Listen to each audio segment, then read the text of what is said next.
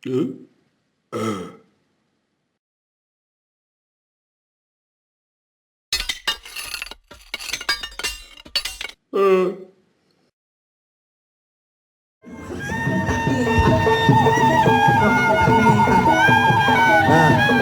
sambil menunggu penampilan solo band lagi event di sana juga udah ada dari dua pasang ondel-ondel, sepasang ondel-ondel. Ini dari Sangka Betawi Al-Fatir, wilayah Senen, Jakarta Pusat. Tahu banget tuh.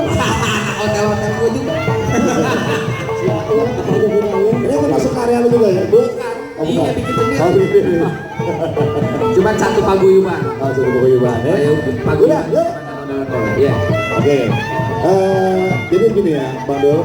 Kalau masalah melestarikan budaya Betawi kan salah satu kita harus seperti yang lu udah buka usaha itu membuat ondel kan salah satu termasuk usaha melestarikan budaya Betawi. Ondel-ondel itu kan. Terus? Iya.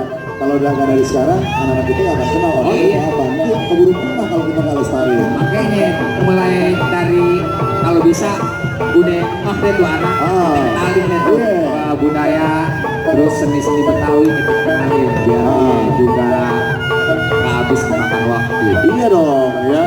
Kalau nggak lestari dari sekarang mungkin yang bikin ondel-ondel bertua dulu orang tua dulu mungkin nggak ada.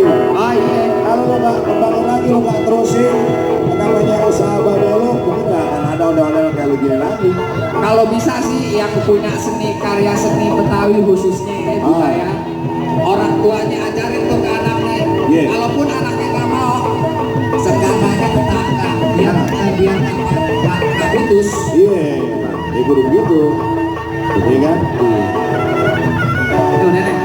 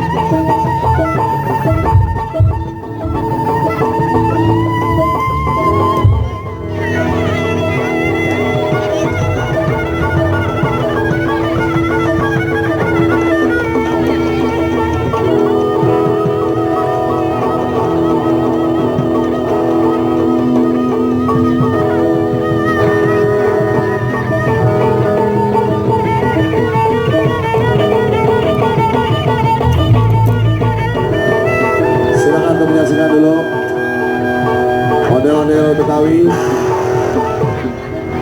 yang ada di belakang stage.